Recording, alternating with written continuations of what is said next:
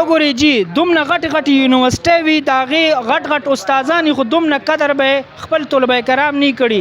دا جي د علم برکت دی. تاسو به د ویډیو کې به ښکاري چې شیخ الحدیث حضرت مولانا انور الحق حقانی صاحب ډیر زیات بیمارو 2 میاشتې کم از کم هسپتال کې تیرې کړي او چې کله ډسچارج شو دا تاسو ته په دې ویډیو کې منظر ښکاري چې دوی ته طلبه کرام څونه په عزت سره په دې سخته ګرمۍ کې ولاړ دي او دوی استقبال کوي.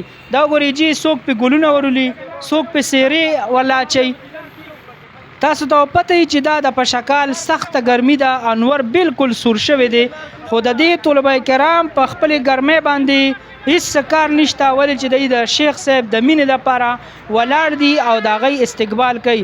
شیخ صاحب 2-3 میاشتې کم از کم بیماری تیره کا او د هسپتال نه چې دا ډسچارج شو نو دا ټول طلبه کرام چې کوم دي دوی ولا په دې سخت نور کې او په سخته ګرمۍ کې د استقبال لپاره ولاړو. تاسو ته په دې ویډیو کې تاسو به دا اندازه هم کولی شئ. تاسو به ډېرې زیاتې ادارې لیدلي خو چونکې د علما کرام چې کوم قدر او عزت کیږي نو دا به تاسو په یو ځای کې هم داسې نه لیدلي. تاسو ته به اندازه لګي چې څومره مینه او محبت د خپل اساتذه کرامو سره دا طلبه کرام کوي. دا ویډیو د دې خبرې ثبوت دی چې علما کرام د خپلو استادانو ډېر زیات خیال ساتي. کو بل طرف ته مونږ وګورو نو خاص کر یونیورسټۍ استادان نو هغوی چونکې د هغوی طلبه کرام چې کوم دي ای د خپلو استادانو دومره عزت او خیال نه ساتي. دا به مونږ هغوی دپاره یو اپیل هم وکړو او استادانو دپاره مو وایو چې تاسو دغه شان تربیت ورکئ چې کله داسې وخت راشي چې هر یو سټوډنټ چې کوم دی خپل استاد ته ډیر زیات د فخر په نظر باندې ګوري او د هغوی دغه شان عزت کوي.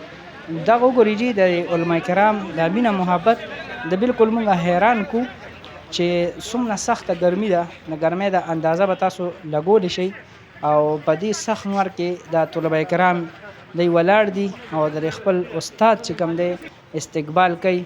څوک پې ګلونه ولي څوک ولا هارونه اچوي او دا وګورئ چې ډېر زیات طلبه کرام دي. اندازې د تاسو وګورئ چې کم از کم 2-3 زره طلبه کرام به خو وي چې دا استقبال کوي د شیخ صاحب او د شیخ صاحب ګاډی په مزه مزه را روان دی او هر یو طلبه کرام د هغه زیارت کوي. ولې او دا ماشاءالله ناظمانو د خدمت ته وګورئ په دې سخته ګرمۍ کې هغوی دا سیسټم برابروي. د جامعه دارالعلوم حقانیه کوړه خټک چې کوم د مدرسې ناظمان دي هغوی هم خپل خدمات ټولو ته ښایي چې تاسو سیټ ته شئ. ولې چې هسې نه څه تکلیف ونه رسي چاته ګاډي د چا په خپره ونه خیږي یا نور څه وجه رانه شي. زه دا د بره ودرېدمه خو طلبه کرام ډېر زیات راشو ویډیو پکې صحیح راتله نه خو بیا ما کوشش کولو چې د شیخ صاحب دیدار په تاسو باندې وکړم او شیخ صاحب دا د خپل کور ته راورسېدو اوس پې دننه کوي خو دې ده کې دا طلبه کرام خپل جذباتو باندې کابو ونه ساتي او چغې شروع کړي نارهبازي چالو کړي چې د شیخ صاحب دپاره د استقبال دپاره چې زمونږ شیخ کلندر او شیر دل انسان چې کوم دی هغه الله تعالی د هسپتال نه ډسچارج کو او رالو.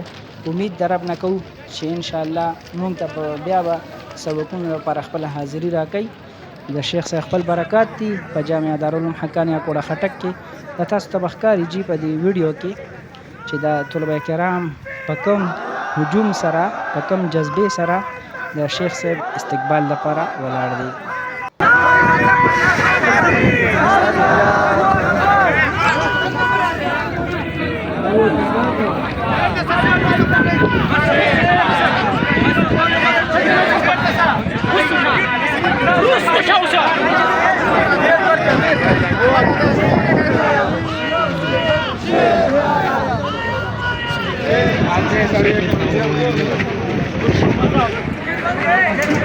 Gracias.